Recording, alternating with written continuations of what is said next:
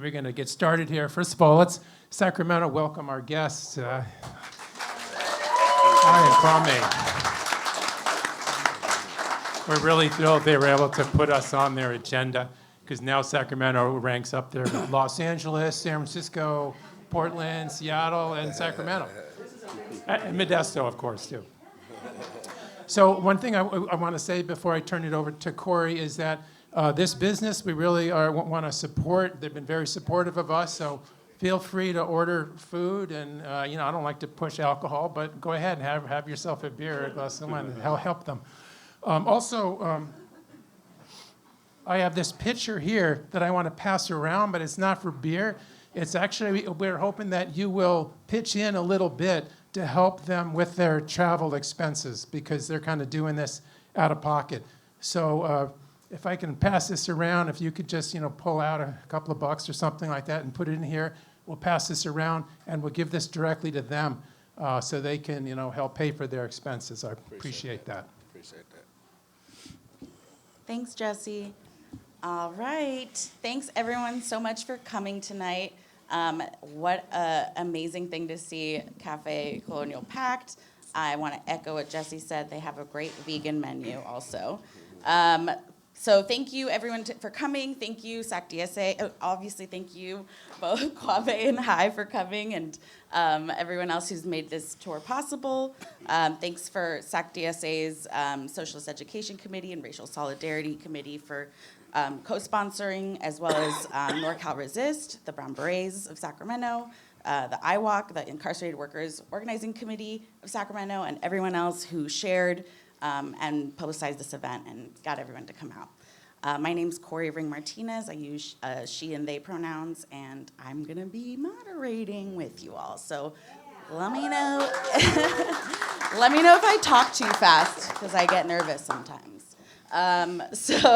How this is gonna work, well, first of all, let me rewind. So Kwame Shakur here is the Minister of Culture for the new Afrikan Black Panther Party.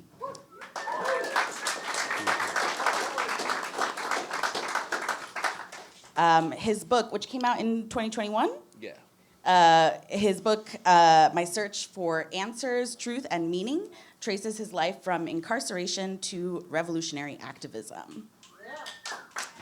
And I'm very excited to get to hear a little bit of that tonight. And then on the other side here, we've got Thurman, who is a co-founder of the Young Patriots Organization, which is a group of working-class white people who worked arm in arm with the Black Panther Party and the Puerto Rican Young Lords in the 1960s. He is the author of Revolutionary Hillbilly, Notes from the Struggle at the Edge of the Rainbow. Thurman organizes with the Northern Alabama School for Organizers, and is also, I just learned, a DSA member.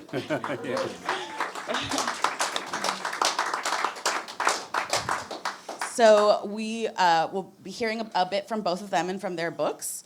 And then we're going to hear from another community member who's going to talk a little bit about a case that's about her brother and family that was murdered by police, right? Absolutely. And then we're going to do a little Q&A for everyone. And then we'll kind of talk about that process when we get to it. So without further ado, also, like, housekeeping, bathrooms are over there in the back. I think we're all good. All right. Okay, so Hai, do you want to go ahead and get started? Thank you. Thank you so much for having us here. That's quite an honor. Before I get started, I want to introduce a couple of special people that are here tonight to us.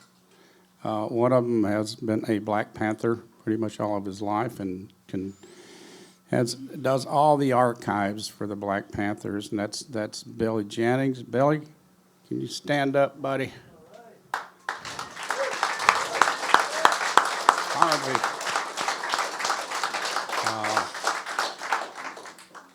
The other one is someone that's been driving us around all over the state.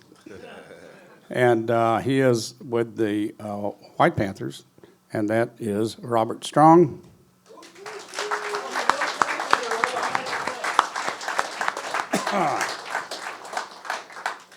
Okay, I guess a way to start is some people have said, I don't think I've ever heard of the Young Patriots. You know, some have, some haven't, but we were a group of just young migrants from the South that came up north to Chicago and lived through a state of oppression by the police, by the state. We lived through murders. We lived through arsons to burn down our buildings. We were a group. I was 17 when I started in it, and I haven't stopped organizing since then. But so we were. Let me just read a statement here, pretty much that tells who we are. It says, in 1969, the Young Patriots Organization sprang to life from Chicago's uptown neighborhood. Southern white teenage migrants who were core members, publicizing and resolving daily chronic problems of the poor, mostly white residents, of police brutality, unemployment, slum living conditions, urban renewal, class hatred, racism, hunger, and the lack of health care in their neighborhood lives. YPO evolved from the Peacemakers street gang influenced by the strategy of Students for a Democratic Society's Joined Project, which is Jobs or Income Now. After organizing protest march on the local police station, many peacemakers left the gang, naming themselves the Goodfellas to disassociate gang activity. But anyway, that kind of associated us with the mafia. In 1969, also, the Goodfellas renamed themselves the Young Patriots and put forth an older historic meaning of patriotism by identifying themselves as proud descendants of early American revolutionaries, driven by long spirit of independence toward self-determination goals. Young Patriots challenged racism, classism, and organized to eliminate or lessen conditions that breed opposition and misery. And in no way were we, supporting the United States by saying we were patriots, because we were organizing in our community, therefore protecting our community. On April 4th, 1969, the first anniversary of Martin Luther King's murder, the Young Patriots were invited to join in partnership with the Illinois chapter of the Black Panther Party and Chicago's Young Lords, a Puerto Rican street gang that also evolved into a social movement. This was kind of the beginning of some of the, later the Rainbow Coalition and some of the things that we were doing. The book that I have, I want to explain to you also the reason that a lot of people didn't know who we were. Was I'm sure you've heard of Fred Hampton, who was assassinated, and after his assassination, most of our records were sealed at the Chicago History Museum. And we couldn't get to these things for like 40 years. So the reason is, and it's been explained, is that when Mayor Daley brought in the FBI, the COINTELPRO program within Chicago, they didn't want the rest of the country or Chicago to know that there was a powerful coalition taking place. And that was the Rainbow Coalition. And this is why they had to eliminate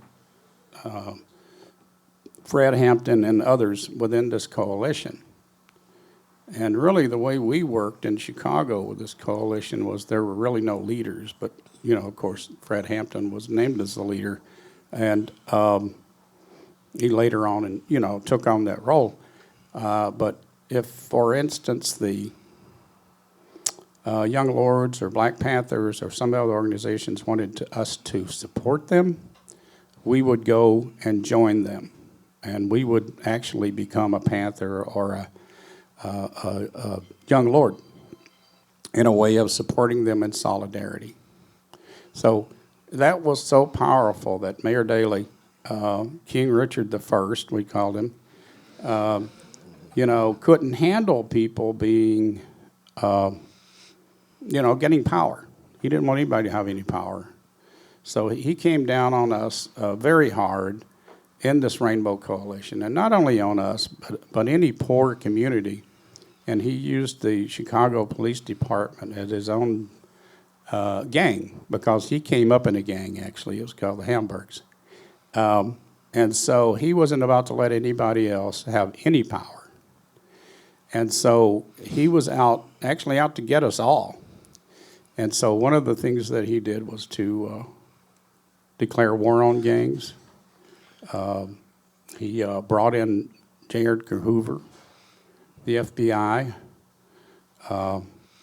And so from that point, everything got intense.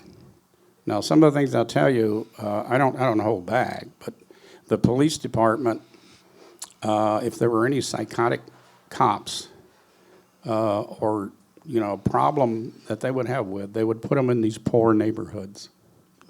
And he would try to control these poor neighborhoods by brutal force. And we all know that if we were in Chicago, that people were being literally murdered in the black community, brown community, and the poor white community. We also know that in Uptown, and what we were fighting for was to get rid of some of these cops, and we did do a march on the Somerdale Police Station at that time because they were brutal. Back in 1959, they were busted for selling stolen goods, and they also would have their own burglars that would go in and rip people off, whatever they needed. If they wanted to have a cookout, the burglar would go out and have to steal this for them. So there was a whole racket going on, and they got busted actually by the FBI, who actually did something about it and arrested them, but nothing ever changed. They also had an apartment in the Uptown community where they would take women for sex, and it was so perverted. They, if someone's husband or someone's child got in trouble, and if it was a very attractive woman, they would want to have sex with them. And they stopped me and two other young patriots with a female patriot, and took the driver back to the car and held up a bag of pills and said, we're going to charge you with this, with narcotics, unless we can fuck the girl. And so, we were ready to fight, and we did, but we got away from them. But that's just the way they were. They would shoot you down in a minute. So we had no other choice but to fight. We could have left the community, but we decided we would fight. There was only about 5 of us in the community. And we decided what we would do was get together and start supporting some of these other organizations. And the Black Panthers was one that we looked up to. We saw the Black Panthers as being the leader of the vanguard, even though we were, Southern whites, and we were raised in a racist environment. We really respected them, and we really wanted to be like them in our community. And so we also wore a Confederate flag, which was also always a controversy. And Fred Hampton, we talked to Fred about this, and Bobby Lee, who was an organizer, and Bobby Rush. They said, well, why are you doing that? And we said, we have a racist symbol to try to get to racist people. And so what we did was we'd have the Confederate flag with a Free Huey or button on it, Black Power, on our berets or shirt. And we'd go into the bars and other places and meet people. And we knew that a lot of people were racist, being from the South. And the flag, the flag was actually everywhere. So everybody thought it was a part of their heritage. But they didn't really know the meaning of the slaveocracy that was behind this flag. So in particular, I've told this story before. I knew of a man that was an extreme racist, and I started talking to him about racism and about the flag and what it really meant. He says, well, that's my heritage. That's how I was raised. And so I said, what if your child needed an organ transplant, or the child would die? I said, and the only organ that was available was from a person of color. What would you respond to that? And the man stopped for a while and said, well, hell yeah, I'd take it. And I said, well, what's the difference here? Why are you such a racist individual when everybody's the same inside? So we use those types of techniques, on people. And that's why Fred Hampton had said, if that's what it takes for you guys to get to your people, then you go ahead and use it. I don't like it. I hate it, but you're the guys can meet people where they are. And so we did use it for a while. It's always been a controversy, but we did discontinue it after a while because as we began to grow, we realized that it's nothing more than just a symbol of slaveocracy of when people were bought and sold as property. And so we were young people trying to deal with our own racism. I was 17 years old at the time. I think Fred Hampton and others were like 20 years old. So it was just a group of young people that had got fed up. But anyway, as you can see, I'm not a public speaker. But we got deeply involved in the community. We supported other organizations in the community, and a number of things that we did. One of them was the Peace and Freedom Party of California. And I just talked to some people outside a while ago. We actually, they were running Eldridge Cleaver, the Black Panther Party, for president. And they wanted some, poor white person to run as his vice president.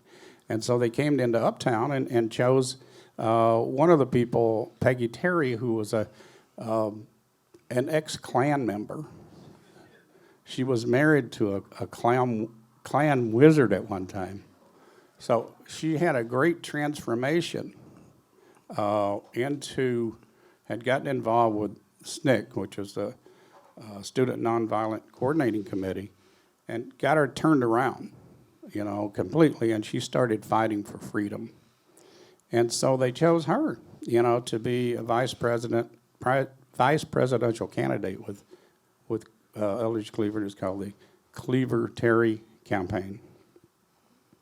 And so we were getting involved in this type of organizing that we knew nothing about, but we were the only ones that would do it. So we got involved and worked on that campaign. Of course, we didn't win, but we did give it a good effort, and it brought some people together because we were trying to chip away at that segregation in Chicago. So from there, we started organizing other programs, but we really did respect, the Black Panthers. So as it happened, there was pretty much a middle-class community council in one of the communities that liked for people to come in so they could look at them and say, yeah, haha, this, latte liberals is what I call them. But, we were invited to come in, but they didn't know that, we didn't know that Bobby Bobby Lee, who was one of the leaders of the North Side Panthers, was also invited. So when we got up there to talk, the people, they tore us apart. You're nothing but, welfare people, you don't work. Because there was several articles written about us coming into the uptown community like a swarm of locusts that was going to take over, and please keep your daughters away from them. They're incestuous, violent people. So there was a whole series of articles that was written about us. But when it got to be Bobby Lee's turn, he turned the whole crowd. He got up and talked to them about, we are all brothers and sisters here. And what we're doing, we were just trying to do something to help our community. And from that day on, Bobby Lee came up and lived with us in the community. And we began to put together plans of uniting. And that's how we got involved in the Rainbow Coalition. And being young, just being kids, we didn't really know what we were doing, but we knew that we had to take a chance. So a lot of other things happened after that. From the day that we got together, we started being observed by the FBI and by the Chicago Red Squad, which is a part of the Chicago Police Department that kind of watches people if they're considered to be a little bit on the red side. And so they were watching us, and we had gang intelligence units watching us, COINTELPRO watching us, but we kept on organizing. Now, it also got interesting that some of our members were killed. They were murdered right on the street. Didn't matter who you were. If you were involved with anything against the government, then they were after you. We also had a man who got arrested at a demonstration, anti-war demonstration in Chicago, and in the newspaper they spelled his name wrong. His name was Tom Malier, and they named him Tom Lamar. 2 weeks later, he got a draft number notice, and guess what name it was under? It was Tom Lamar, which showed that they were working directly with, the federal government.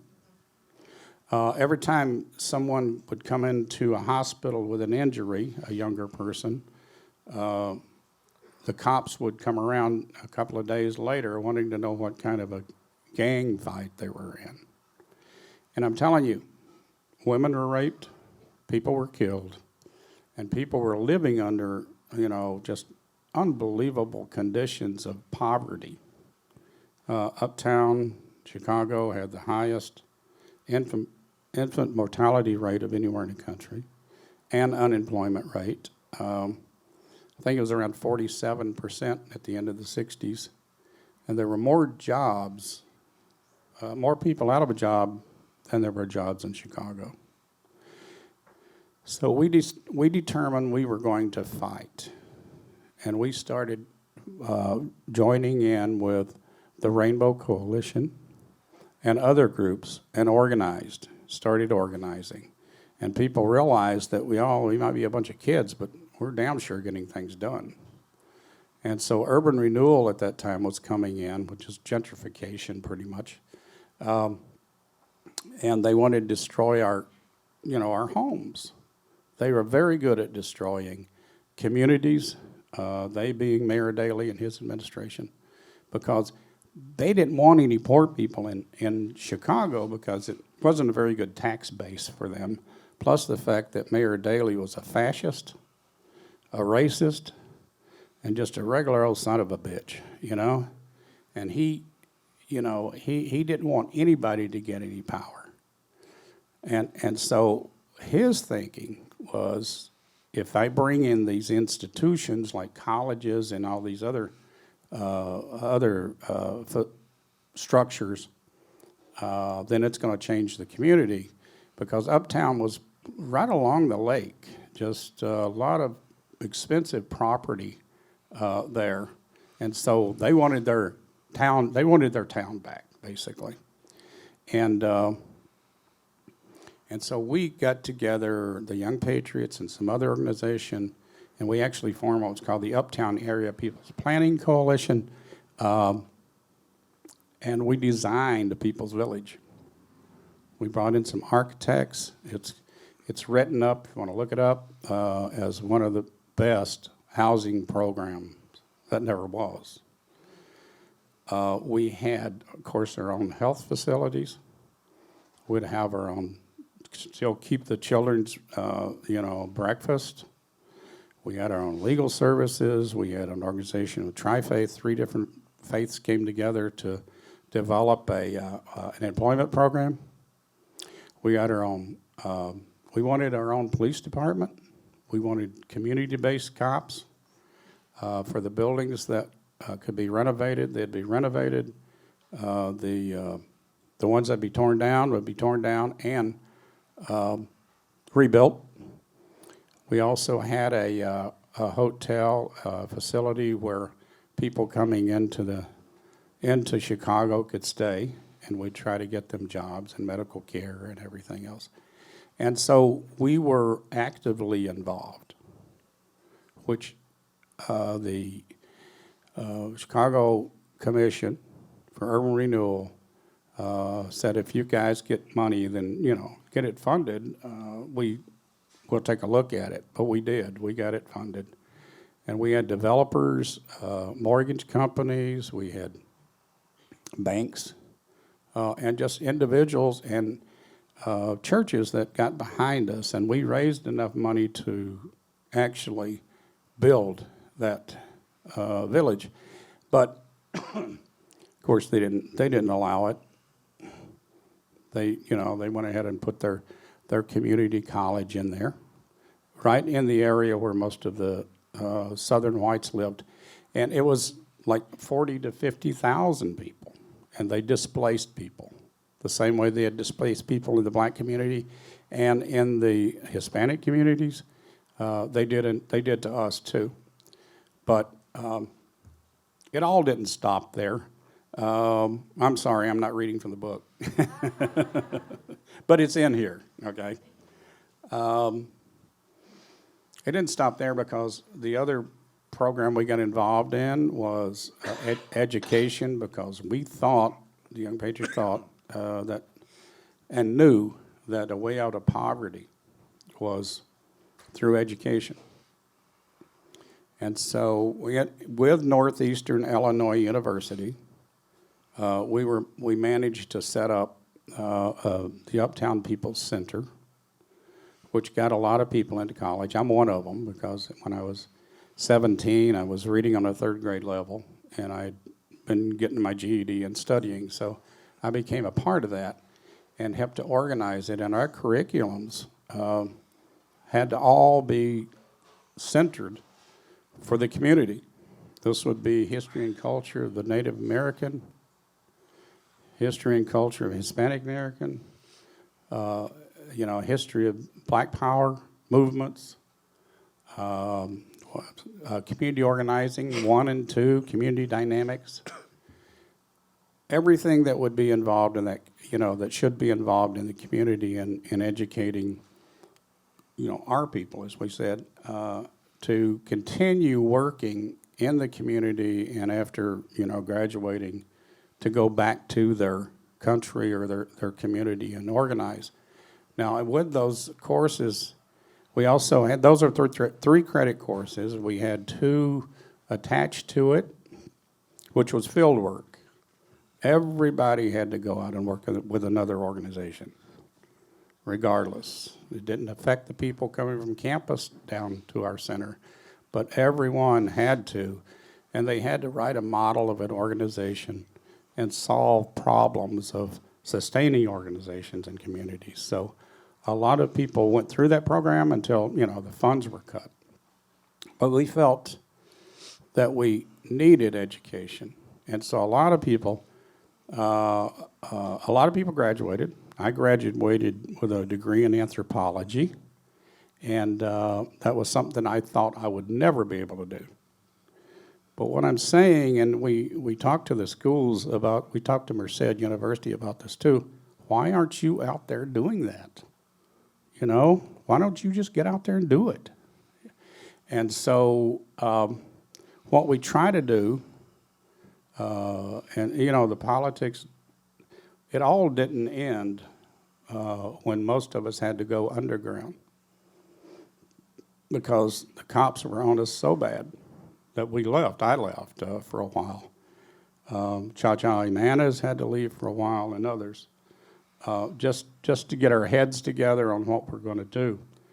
We were followed around the country. The cops knew where we were, everywhere we went. And so we were constantly looking over our shoulder. But we were kids, and we were just trying to do something for our community. What's so wrong about that? Well, what's wrong about it was we were gaining power.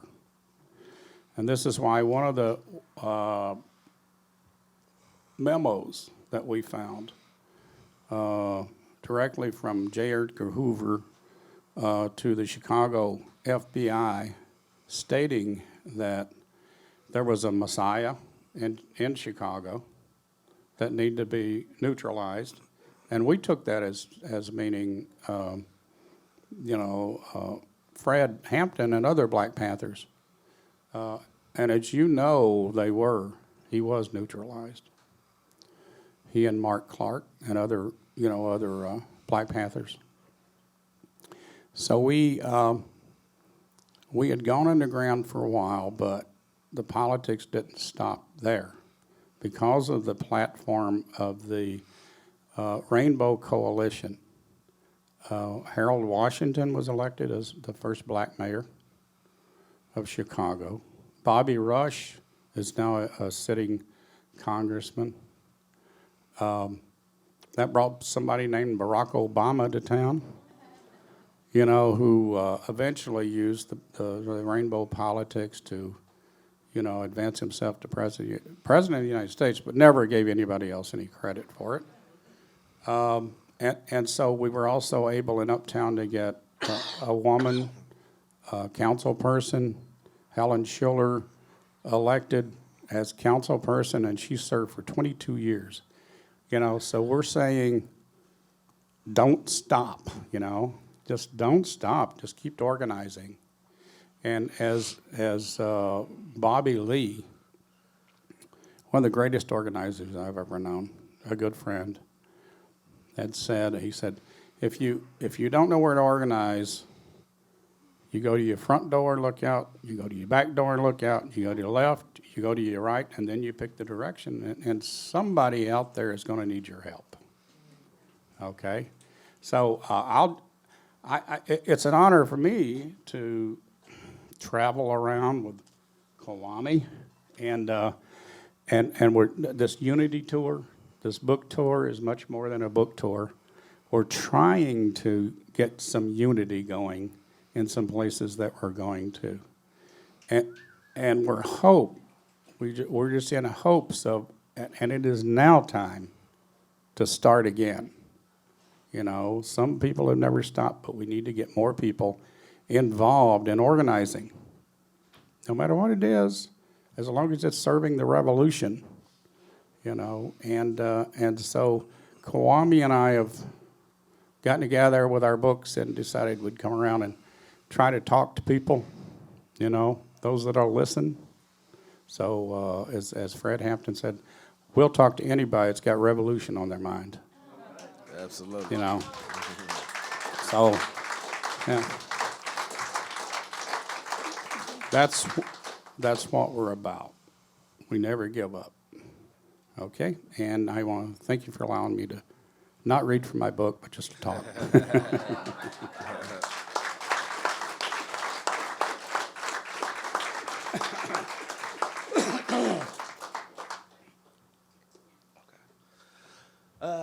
Wow. I'm doing a little different this time. All the other book tours I've been on, I've been talking about how I became a revolutionary from a criminal mentality to a revolutionary mentality.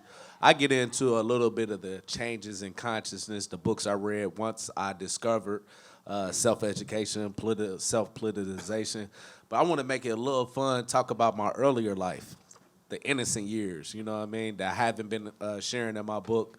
I think some of it funny moments. Some of it is also, because I wrote my book like Asada Shakur, where I go back and forth from the present to the past to the present, and off and on till they converge and starts to blend together, and you understand the full story of my life.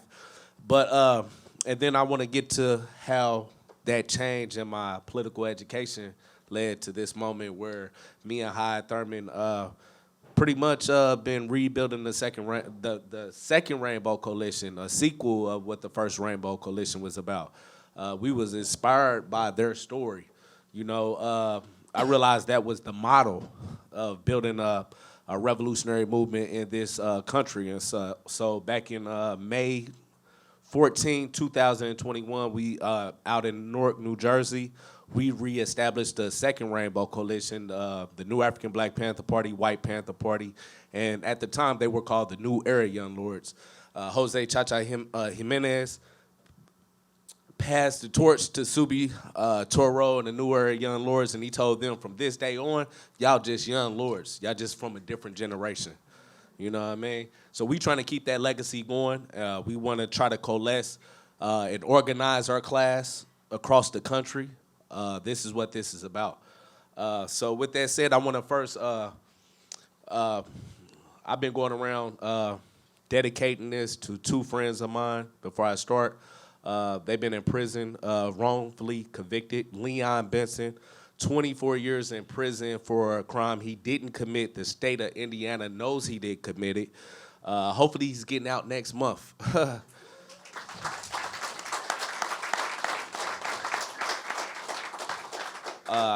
Definitely can't wait because I'm going to need his help to get my other guy out. He's been in there 16 years for a crime he didn't commit. And his case is even more crazier. But his name is Royal Amos. Like I said, he's been in there 16 years. He got 271 years for somebody that was trying to kill him. Couldn't get a hold of him, so they killed his girlfriend. And her friend shot for her kids. And they wanted to blame it on somebody. And it's proof that he was headed in another direction because his house was shot up that morning. You would think the police would investigate the first shooting and think whoever shot up his house also shot up his girlfriend and killed them, but they never did that. And he got spooked and left town, and so I want to do everything in my power to get that brother out. I feel like he's a victim twice, you know what I mean? So with that said, I'm a little different when it comes to this right here. I love reading out my book. This is something I've been wanting to do for a long time because I felt like I had a story to tell. I think everybody in here has a story to tell. Me and Hai was just talking about this today. Our class has to start telling our story. You know what I mean? Because we always hear the upper class story, and we grow up wanting to be like, let's keep it real. We want to be like these bourgeois, petty bourgeoisie individuals that don't represent the best interests of our class. They don't understand the oppression that we've been through that they subjected us to. But we need to start telling our story and start telling each other why and how we became conscious. You know, so because I think a lot of people can relate to our different paths to get to where we are today. You know what I mean? So this is what this story is about. I'm just like you. I might have had a physical prison cell that was that aha moment for me. But everybody in here got a prison. It might have been you was molested at a young age. It might have been domestic violence. It could have been you was in a gang and you at the time like you was just controlled by that gang and you didn't have a way out that prison. You know what I mean? So we all have prisons. So it's about getting out that prison and going in a more positive direction with your life, especially a revolutionary direction with your life. So I want to just share a few innocent moments in my life. change up the little tempo at this one. Think y'all enjoyed this.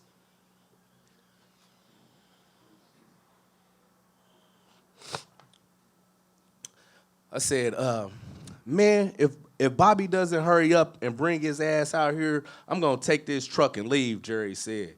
Those words swirled around in my young head as I tried to figure out how I was gonna keep me and my brother Jason from being kidnapped by my Uncle Bobby's friend Jerry. Out of all my uncles, all the nephews and nieces looked at our Uncle Bobby as somebody that was larger than life itself.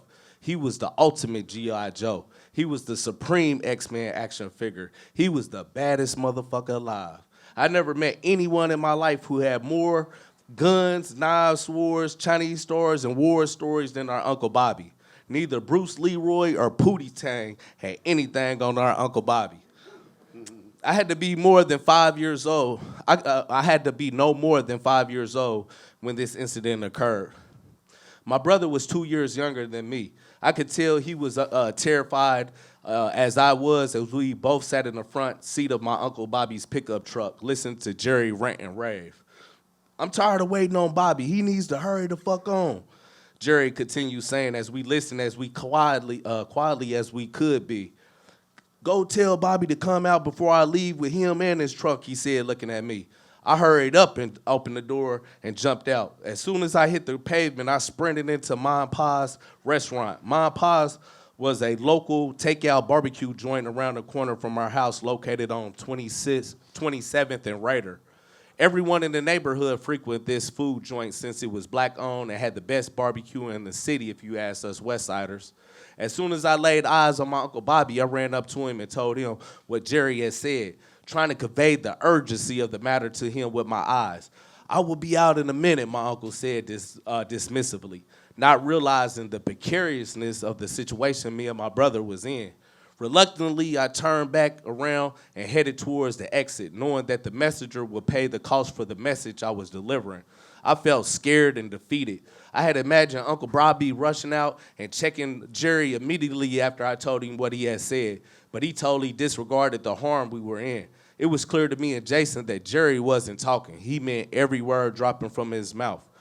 I had always been fearful of those guys who used to walk around our neighborhood all hours of the day drinking from those brown paper bags.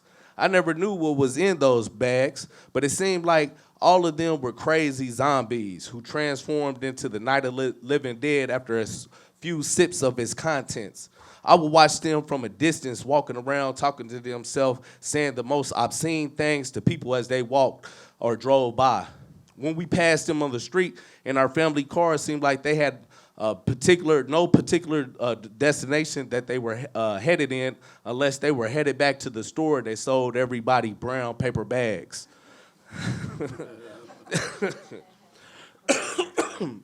Usually it was a lot of these zombies congregating around the store that sat right across the street from Williams' Fish Joint, which sat on 29th and Clifton. Mom Pa's and Williamson's were no more than 7 minutes away from our house, walking distance. I told myself at a young age that I never wanted to be like any of those guys transforming into paper bag monsters. Uncle Bobby said he will be out in a minute, I told Jerry, hoping he wouldn't leave right then and there. Jason and I sat quietly in the front seat, occasionally casting an annoying look of fear at each other.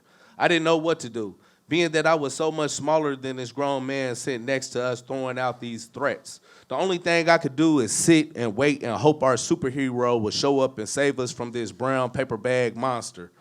I'm not sure why Jerry reacted the way he did, but after sitting there waiting for a few minutes, he abruptly snatched my brother up and threw him in the back seat of the pickup truck. My brother hit his head against the glass and immediately started crying. At this point, I thought I was going to be the next victim, so I tried my best to be as quiet as possible. I looked straight forward and tried to be as non-threatening to Jerry as could be. I really felt defeated and a complete failure. I wanted to come to my brother's aid and assistance, but I knew Jerry would just manhandle me as he did my brother. As if matters couldn't get any worse, Jerry grew impatient and scooted over into the driver's seat of my uncle's pickup truck. As soon as he started it up, my heart dropped. I figured we would never see our parents ever again. I never experienced the omnipresent feeling of fear as I did at that moment. When I thought all hope was lost, my Uncle Bobby walked out of Mom and Pa's. As soon as he saw Jerry putting his truck in the drive, he rushed over to the truck and snatched the door clean open. "What you doing, fool?" my uncle said, snatching Jerry up and shoving him out the driver's seat. "I'm gonna kick your ass, you jive turkey."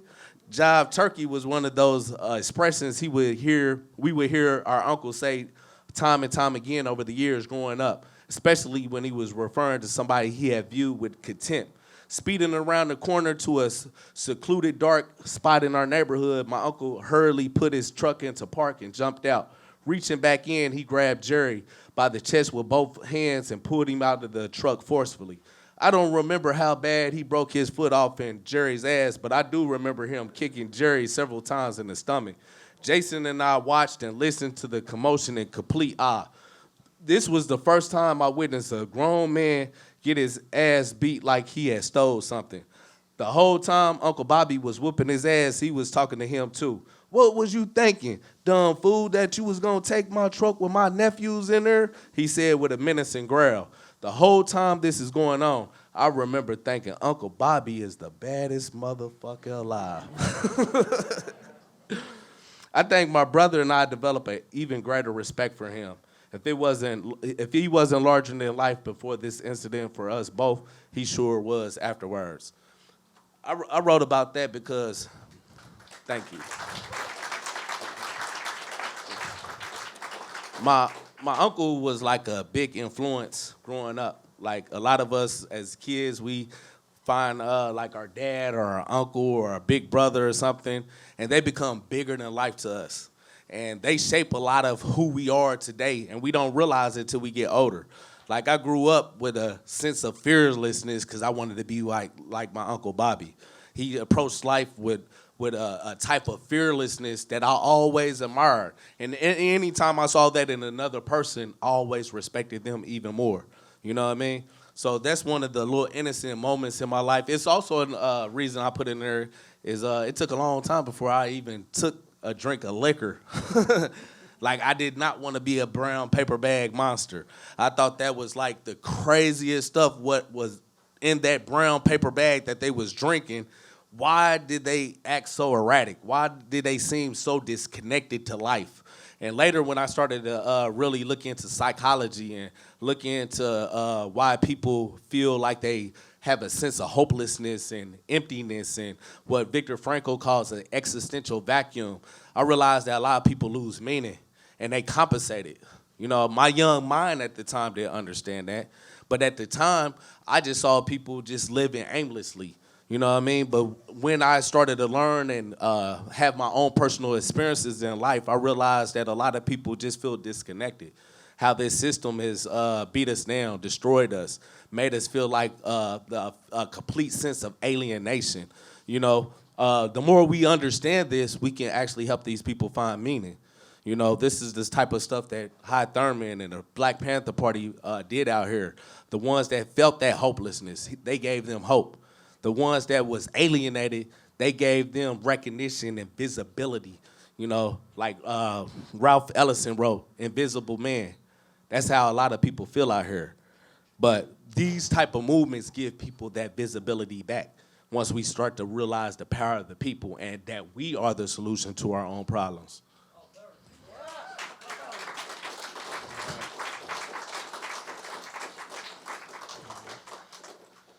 I'm going to read this other part before I get to like that transition in my life. It's a little bit longer right here, but this I think how school systems and how institutions shape us. You know what I mean, and what the type of things that we aspire to. I want to read this passage right here. It says, the only other moment that really sticks out in my mind when I was in Miss Mevy's class, she was my first grade teacher, was when Officer Friendly came to our school to talk to our class. Everybody remember that? Officer Friendly come out here too? Every year throughout Indiana's public school system, the local police departments would send out one of their officers to do some public relations talks with kids. particularly in the urban communities. I recall this officer conversing with us very politely and telling us all about drugs. He set up a table in the front room and placed his exhibit on it. "Has anyone ever heard of this drug right here?" he asked, pointing at the spot on the display board marked as marijuana. A few kids raised their hands and told the officer that they had seen it before. Some disclosed the fact that they even saw some in their own households. Others knew the street name for it, weed. I wanted to sound smart like some of the other kids that seemed to know so much at an early age. But to be honest, all the drugs he was showing us and talking about, I never heard of. So I sat back and listened in amazement. "Does anyone know what this drug is called?" he asked, pointing to the cocaine. I don't remember how many kids raised their hands when he got to the harder drugs on the display board, but most of us didn't have any clue whatsoever. The ones that actually knew the name of them and sounded somewhat intelligent about what they were talking about, I'm wondering now, was this another ploy the state was using to target black and brown households? I'm not sure, but as I got older, I reflected on those times that Officer Friendly came to our school to speak to us. He wasn't being sent to our community, really, to help us. This was a neo-colonial program designed to socially condition an unsuspecting population of kids to identify with the law enforcement forces of the system as the good guys. Not only would these kids grow up and want to be police officers themselves, they will also be more conditioned to trust these agents of the systems over their own community's interests. During chattel slavery, the police had started off as slave patrols. Their primary function was to maintain the social economic system of chattel slavery. This fundamentally meant making sure the slave-owning class maintained their dominance over their slave labor force politically, legally, socially, and culturally.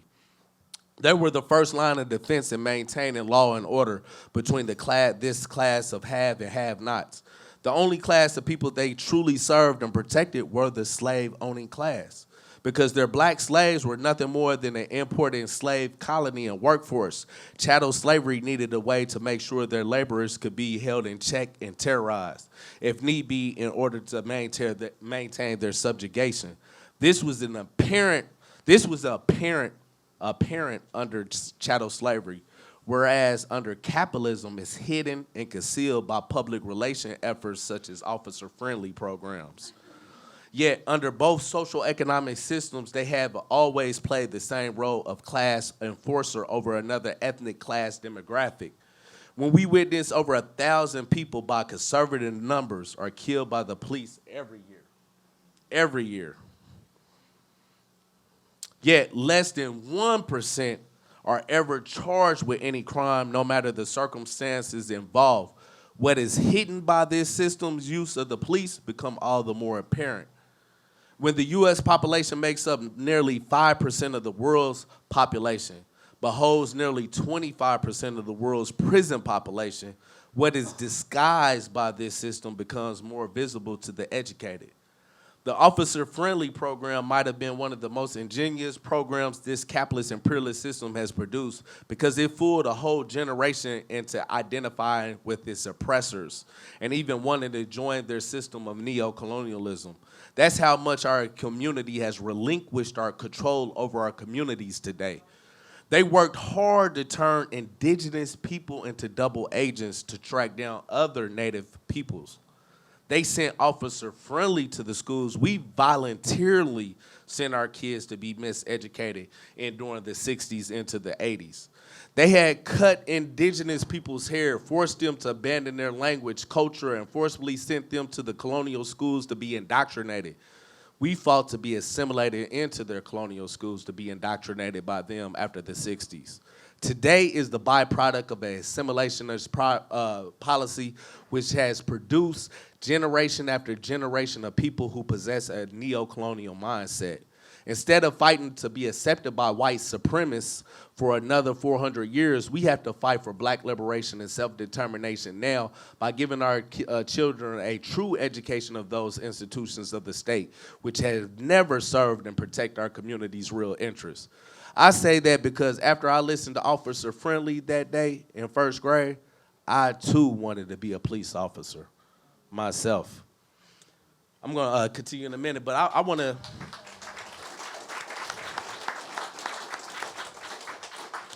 I wanted to share that because a lot of people probably find that ironic with the type of person I am today. Like, I do not like the police. I look at them as being like the repressive arm in the state. They've always been here to uphold the ruling class, that 1%, as some people call. It's not about serving and protecting our community. We have someone that's going to be speaking today where her brother was killed by the police, handcuffed. Was that serving and protecting our community? No. Was Philandro Castile, when he was in his car and he told the police, I have a registered gun, and they still shot that man down. Or Tamir Rice with a play gun. You know, we've seen this time and time again in our community. You know, but when we start to really understand the role that the police really play, we no longer is caught up into the public relations concept that they imbued in us as kids. We start to reflect what they really are. You know what I mean? And that's one of the things I wanted to share because I'm a big believer that we need our own liberation schools, not only in the black community.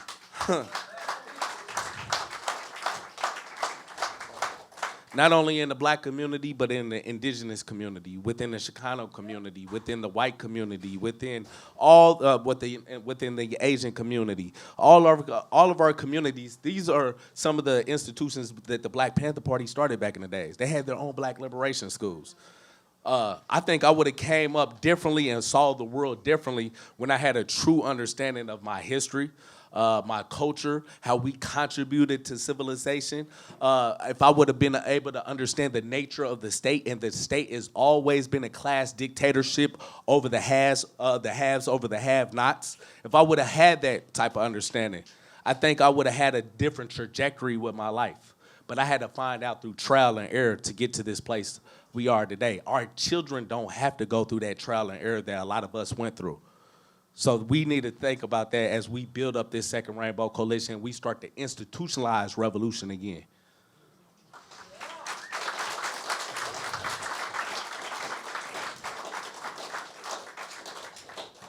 I want to read this last innocent part of my life because I think this is something that a lot of us, that once we start to realize colonialism, how we in our own community internalize it and reflect it back on each other. So this is what this is about to talk about.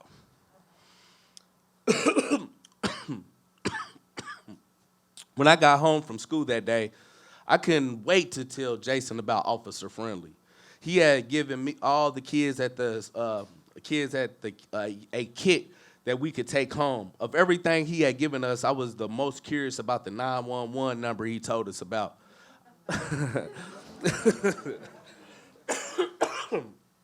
I will admit, I was the culprit behind this mischievous plan that we arrived at. I'm not sure where our parents were, but I recall Papa, which was our grandfather, was watching all of us when I got home from school. As the night wore on, my curiosity just got the best of me. I discussed my whole plan with Jason. I told him we was going to call 911, and when they picked up, we was going to immediately hang up the phone. It would all be fun and games. Besides, it wasn't like they could discover it was my brother and I making all these prank calls. So I thought. The first time we tried it, I think I was more shocked than anything that a 911 operator actually picked up. 911, what's your emergency? Slamming the phone down, we busted out laughing. I told you this was the police phone number, I said to Jason. Let's call it again. Okay. During dialing the number again, we heard the operator pick up, 911, what's your emergency? We probably called back 10 or 20 times that night, back to back. A few times I think we broke out laughing before we even hung up. After we got bored and decided to get into something else. Nothing held our attention long enough to keep our curiosity quelled and satiated. We were kids. We were always exploring and getting in all kinds of trouble. I don't think we were prepared for the trouble we were about to get into that night, especially my brother Jason. I remember hearing the phone ring and Papa picking it up. For some reason, I had this eerie feeling that the police operator had somehow gotten our number and called us back. Oh, they did, huh? I heard Papa say. Well, you won't have to worry about this anymore. As soon as he got off the phone, Papa yelled out, said, y'all been in here calling the police hanging up all night, huh? I'm going to beat the tar off y'all black behinds if y'all ever do that again. Now go in there and wash up dinner ready. Some of the words older generations would use versus other words and phrases would confuse me at times. When Papa said go wash up, did he really mean jump in the bathtub and wash our hands in the sink? I was confused, but I knew if I picked door A when he was talking about door B, that was my ass. Even after me and Jason conferred over what he actually meant, for some reason, Jason decided to take his words literally that night. While I washed my hands in the bathroom sink, I watched Jason jump his ass right in the bathtub and start washing up as Grandpa said to do. I tried to tell him that I didn't think he was referring to that kind of washing it up, but he didn't listen to me. He was just following orders so as not to get whooped by Papa. He was already mad about us calling the police and them calling us back. I figured this would be the worst type of night to be getting whooped by Papa. As soon as I walked in the kitchen, Papa asked me where Jason was, since it was time to eat dinner. Without snitching on him, I told him, Papa, he's in there washing up.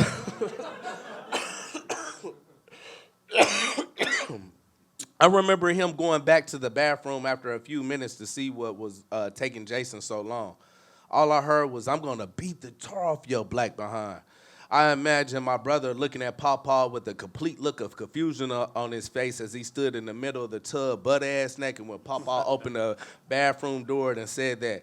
I don't think my brother got the worst. I think my brother got the worst whooping than that. I don't think my brother got a worse whooping than that one during his life. Papa didn't just beat Jason; he beat the shit out of him with that belt. If there was ever a time when I could honestly say we had suffered child abuse from a family member, it had been this type of whooping Papa had given us. I don't personally remember getting any whoopings myself, but I recall Papa beating Jason quite a few times. Every time he would beat him, he would always talk about beating the black off of him or the tar out of him. Years later, I reflected on how severe Papa would whoop my brother. If anyone should have gotten a whooping that night, it should have been me. He was still really pissed about us calling the police, but I'm sure he had to know that I was behind that one. Finding my brother in the tub just gave him a cause to shift his anger towards him rather than at me. I didn't realize it until years later, though, that Papa treated darker-skinned black people different than he treated light-skinned blacks. Other family members disclosed some of their personal experiences as well. I was light bright, honestly can't say I can't remember getting many whoopings from Papa. And if I had, it wasn't severe enough for me to have remembered. On the other hand, I can recall my brother getting his ass torn out the frame another number of times. Every time my brother's darker complexion seemed to be the target of his anger as well. I'm going to beat all the tar out your black behind, he would yell over and over again. I wanted to bring that up because I think a lot of people don't understand, like within oppressed communities, how we internalize white supremacy. You know, you hear in the black community, the brown community, where we talk about white supremacy, and especially around this time with this MAGA Trumper type of crazy fascist neo-Nazi stuff going on. But how does that reflect within our community? This is how colonialism works within our community, where in my family, to be darker was to be worser or bad or something unclean about yourself. But something if you was light-skinned, it was actually given a higher status. You know what I mean? Like I said, I was the one up to the mischief in my growing up. I led the little goon squad. You know what I mean? But it was my brother that paid the consequences for it. I didn't. And I know my grandfather understood that. You dig what I'm saying? That I was the one behind a lot of stuff. But these type of ways of thinking is another thing that we have to start addressing in our own communities. If we're going to ever get over the colonial mindsets and how we relate even within our own community against each other, we're going to continually to be looking at each other with self-hate and inferiority complex. You know what I mean? So this is another reason why political education and understanding yourself, knowing your history, purging yourself from white supremacy, even within the black community. You know, even we seen Kanye West out here. I don't know how many people watch Uncle Ruckus, and but we got to purge that out of our own community because we reflect that same type of nastiness of white supremacy within our own community. So we gotta get that out of our community as well. Lastly, I want to finish up by reading the transition in my life when I went to prison. Got involved in robbery. It was the fact that I didn't have no Fred Hamptons in my neighborhood. I didn't have no Huey P. Newtons in my neighborhood. I didn't have no George Jackson. I didn't even have no institutions like the Black Panther Party, the Young Lords, the Young Patriots that I could even see myself in a different way. You know, these are the reasons why they destroyed institutions like this, movements like this, because they knew if they could destroy these type of examples, they could replace it with other examples. And when I came up in the 90s, those examples was gangsterism. Them examples was crime. It was an actual social status by being a criminal. Like one of my favorite movies that I talk about was Menace to Society. This is out here in Watts, Jordan Downs. You know what I mean? We looked up and internalized that culture, but that was acceptable within our community because that was seen as a lesser threat than that revolutionary history and legacy that they brought about in the 60s. So this is, when I went to prison, I want to show how I'm like a lot of y'all. Like, I didn't get to this place overnight. It was an actual process. Huey P. Newton always talked about revolution as a process. It's not an event, it's not an action, it's a process. Everyone in here woke up at different times today, right? It's just like consciousness. You know what I mean? I woke up in a prison cell where I had no choice. When they gave me 39 years and did over 10 years of that 18 years on Supermax.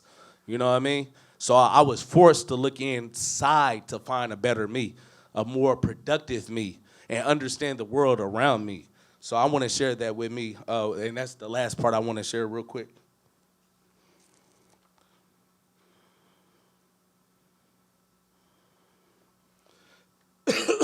It was around this time that I really started turning to books. Buddy initially piqued my interest while we were in general population together. I had to call him coming back from the general library with a few books in his hand. Somewhat amused, I asked him what he was doing with those books. He said he was educating himself. That's when I learned that he was illiterate before he caught his case. While we were in the county jail, he taught himself how to read and write. Once he got to Wabash, was the level 4 prison we was at, he continued his self-education by reading books in the general library. I was impressed by him teaching himself how to read and write, but I didn't understand why he felt the need to read books about black history and black consciousness. To me, I viewed that as becoming institutionalized. The way I viewed life at this juncture was that nobody could tell me anything in a book if they hadn't walked in my shoes literally. All that black consciousness, black power shit, I viewed as being subjects I had no interest in learning about. I didn't want to learn about our history because what I figured at the time was that we really didn't have any substantial history. I always viewed our history as starting with slavery and ending with the civil rights movement. At least that's what they implied at all the schools that I had attended growing up. This unusual conversation with Buddy ended with him giving me a fictional hood book by Donald Goines. I think the book was Black Gangster. Initially, he tried to give me a black consciousness book, but I outright rejected that. I told him, bruh, I'm not on none of that Black Power, Nation of Islam shit, period. I wasn't trying to go to prison and leave drastically different than when I arrived. I wasn't going to be converting Islam, changing my name, or wearing afros when I got out. I thought all that shit was for the birds. The only thing I was trying to do was survive prison and make it to the streets one day. That's all. After I read that Donald Goines book, I developed a thirst for hood books. When I brought that first book back to Buddy and asked for another one, he offered me another Black Consciousness book to read, like the first one, he offered me one of those genre books. I told him I was good and that wasn't my cup of tea today, tomorrow, or in the next century. Instead of being forceful, he relented and gave me another hood book. This time, he gave me Pimp by Iceberg Slim. We out in California. Was it Iceberg Slim in San Francisco? Yeah. So after I read that book, I realized that pimping wasn't cool at all. In fact, Iceberg Slim made me look at pimping as one of the worstest forms of modern-day slavery. Today, I still feel the same. Nevertheless, when I returned that book back to him and he offered me another Black Consciousness book, I relented. He told me since I liked all the other books he had given me, why not give this Black Consciousness book he was offering a chance to? I only took it because he said he wouldn't force any more on me if I didn't like the one he was giving me.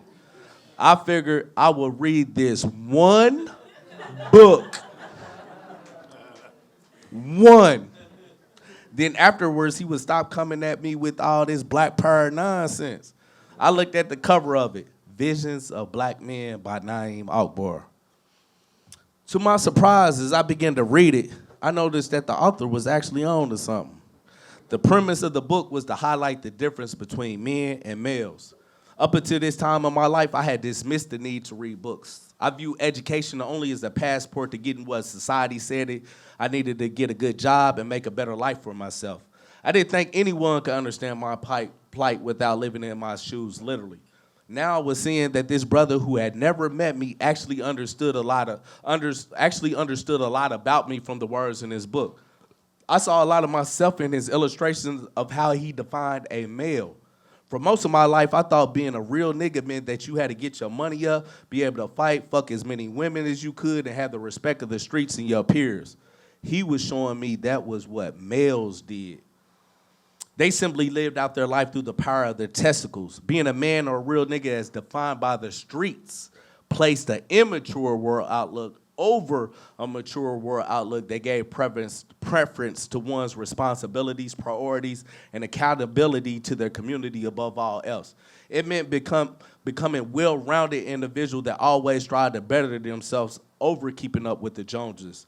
What really stood out to me as I read that book is that a lot of the guys in prison seemed to be males, not men. It didn't matter if they were 18 or 80.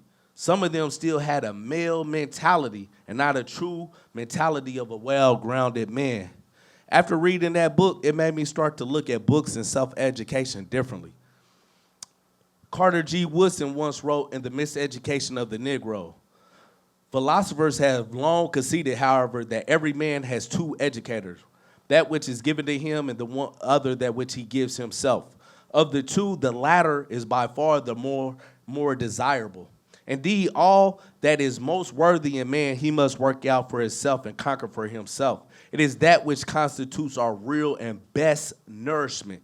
What we are merely taught seldomly nourishes the mind like that which we teach ourselves. By the time I got to the shoe, which was a Supermax, and y'all know what that is out here in California, I was eager to start my self-education. I wanted to understand why the world was so fucked up and unfair. It seemed like my life was being controlled by an unseen force. I just couldn't put a circle around what that force was.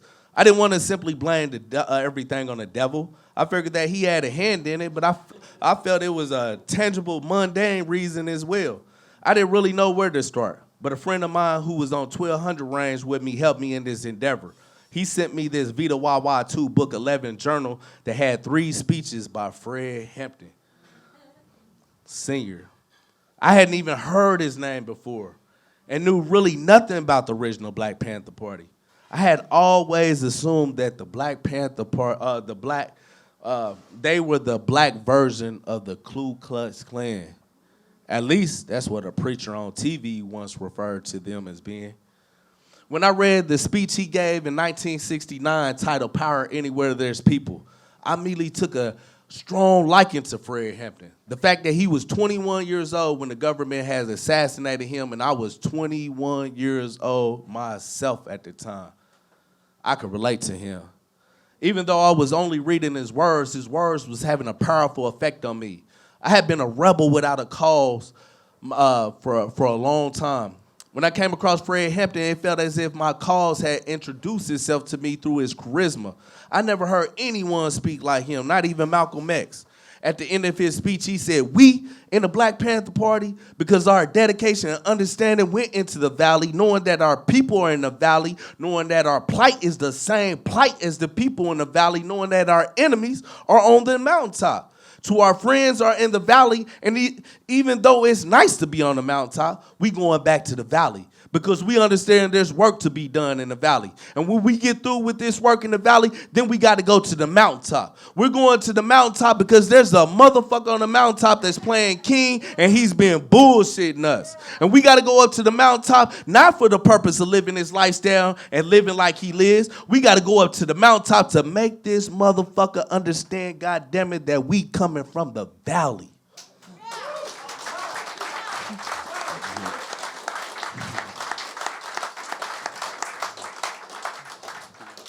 I was impressed. See, some people out here is too. I wanted to learn more about this unknown leader no one told me about, as well as the original Black Panther Party he was a part of. I learned in that Vita Wawa 2 journal about the free breakfast programs that the original Black Panther Party had. I learned about the street organizations and how a number of them had worked alongside them. I also discovered the FBI had pitted other street organizations against the Panthers to disrupt the good work they were doing in the community. I hadn't heard about any of those things in the schools I had attended growing up. I wonder what else they were hiding from me. I was determined from that day forth to study everything I could. I started realizing that there was a whole lot they didn't tell me about during my formative education in school. Or should I say, miseducation in those schools.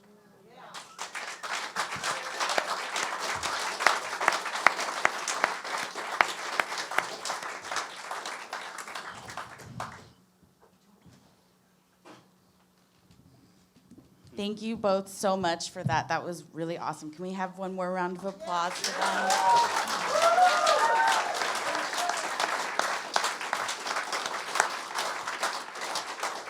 them? So now we're going to give 5 minutes to Marissa Herrera Barrera, whose brother was killed by police and would like to share with you a little bit of her story.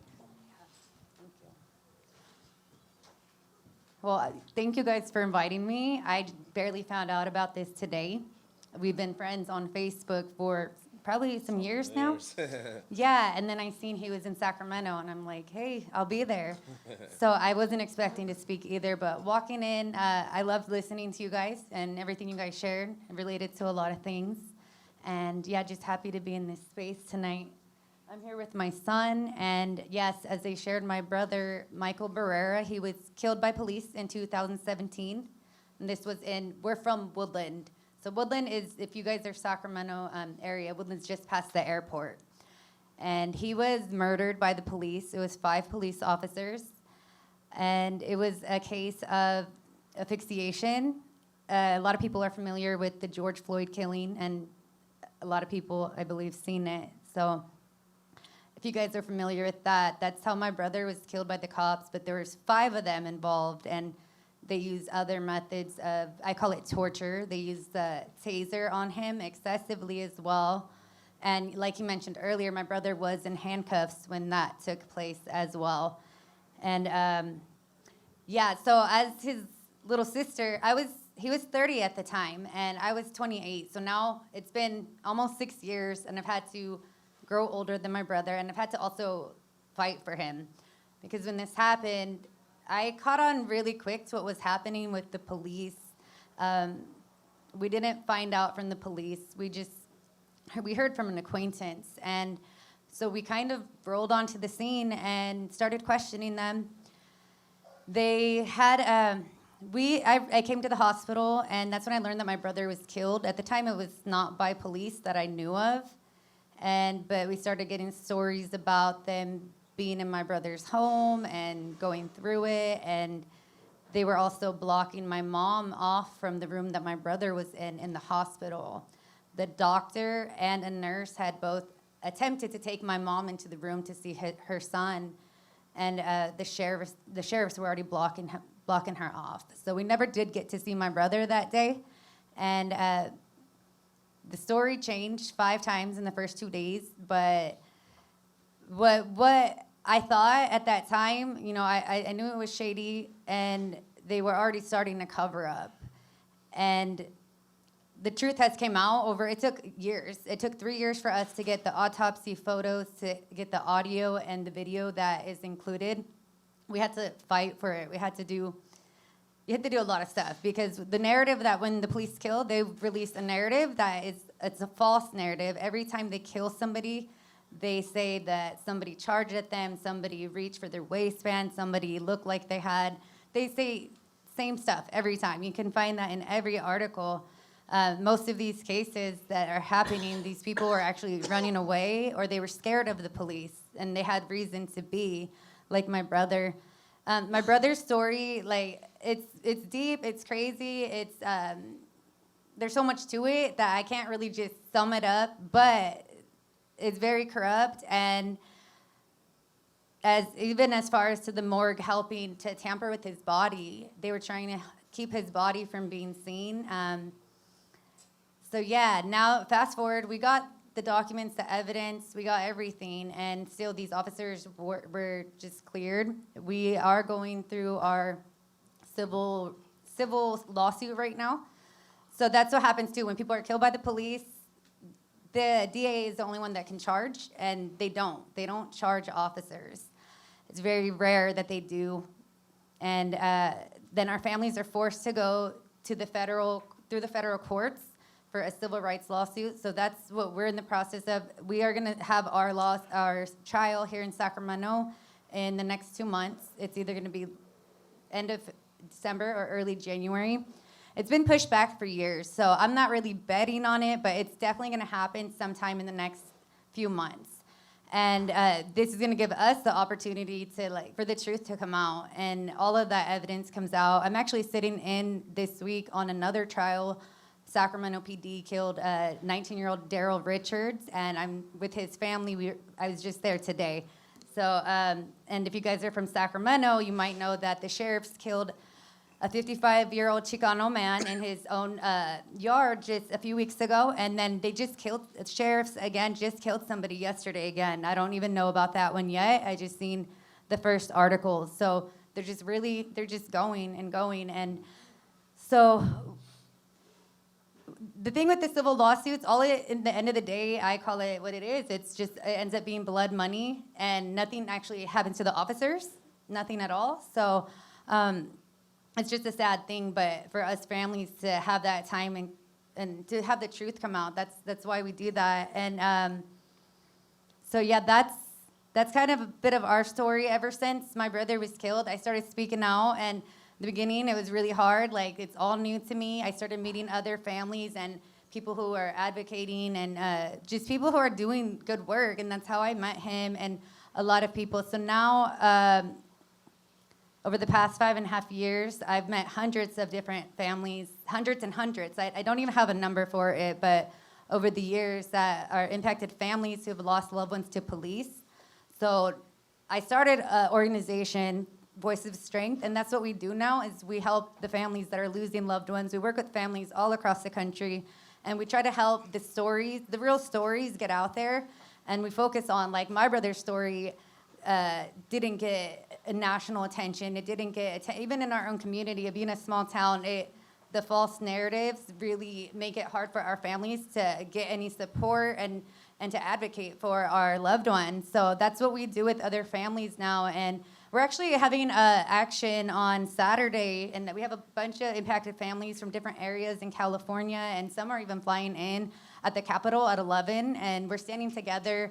That's something I realized really quickly. I started studying and reading all these different stories and meeting families, and so at this point, I can't even count how many moms, how many sisters, how many dads and siblings and that are fighting for their loved ones. And it's just really crazy, but I realized fast that it wasn't just about my brother's death, and it wasn't that it's so much bigger. There's so so many families are fighting this fight, and most of us have had to do it by ourselves. You know, fighting against the system, it's hard as hell, and it's really hard. So that's what we try to do, is uplift families, support each other, and just get our stories out there. I don't know what's gonna happen, because families I know, they're winning $1 million not settlements. They're getting $1 million settlements, but families are also going to these trials and getting jury being awarded. And I know families that $13 million lawsuits,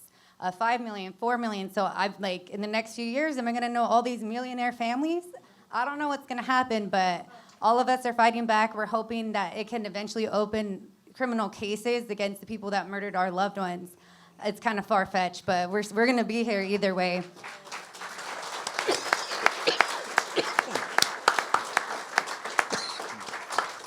Thank you. So I just want to thank you guys again for giving me some space. And if anybody wants to come out and support, we're going to be at the Capitol at 11 a.m.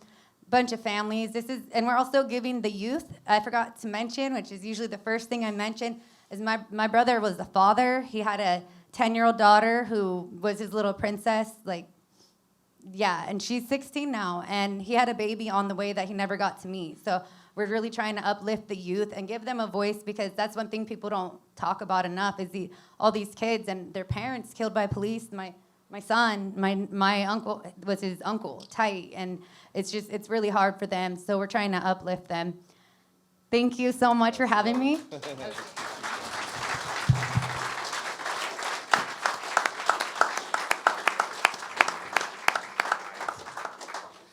Okay, thank you so much. We're gonna head to the question and answer period. Yay! Did you all have questions prepped? Yes, I have one. Just to get us started. So in both of your books, you talk about when you just talked about the revolution as a process, and I know in your book you talked about how solidarity is a process, and you also talked about, both of you, how police repression and police brutality forged this solidarity across racial, gender, sexual orientation, across those lines, and we just heard today how this is the same story repeating itself over and over again. But at the same time, we're in a very different context. Most of these people found out about this through social media. In the post-pandemic context, things are tough. We can't necessarily organize maybe with the same tactics or in the same way, but the lessons that are in your book, there's so many. If you had to pick one, what do you hope that people take away from your books?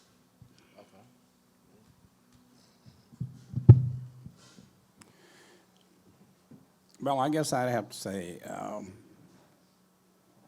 that people need to keep up the fight.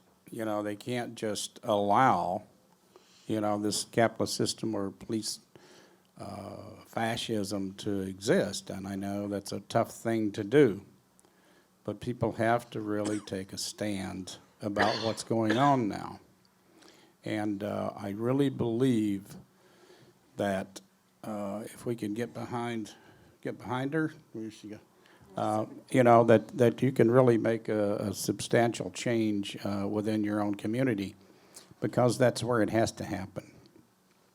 It has to happen on your street, in your home, in your community, because that's where self-determination comes from, and that's where you can really help your community's safety, because we all know, well, I hope we would all know, that the cops don't give a shit about you,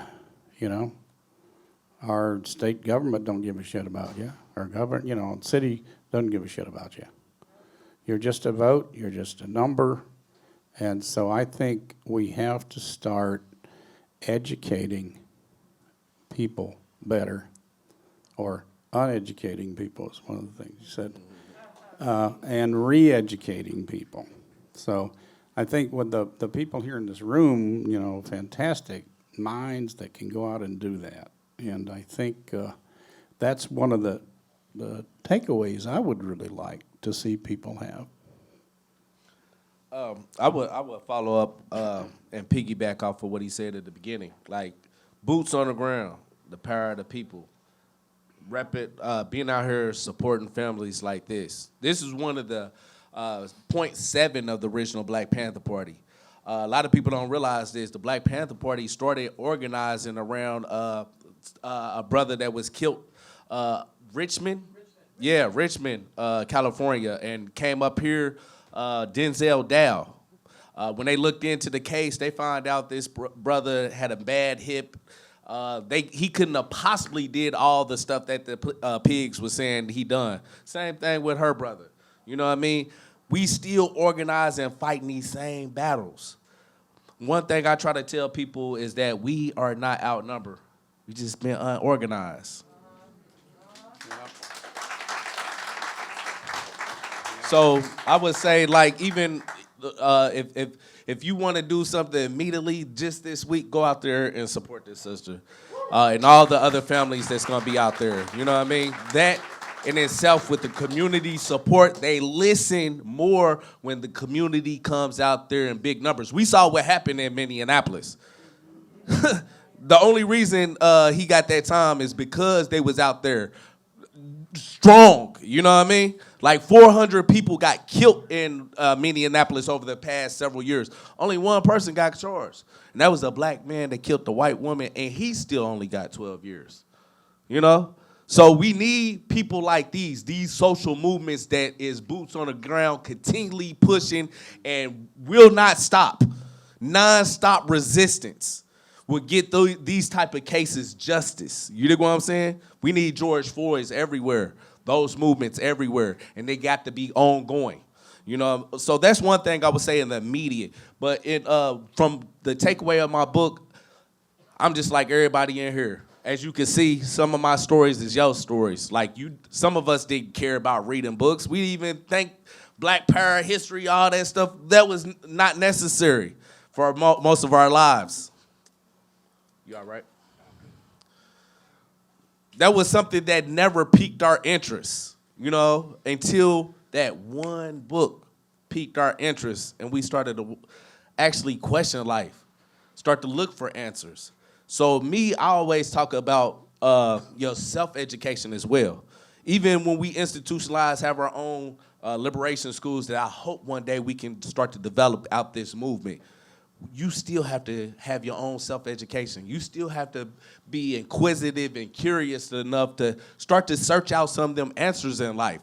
Then you'll start to see different potentials in yourself. I never thought about coming up here and being a speaker and a person that wrote a book and right here standing by a living legend. You know what I mean? But that day in prison when I read that speech by Fred Hampton and I continued my search for answers, truth, and meaning, it led me to this comrade right here, where now I'm actually taking part in history. I'm not reading history, I'm taking part in history.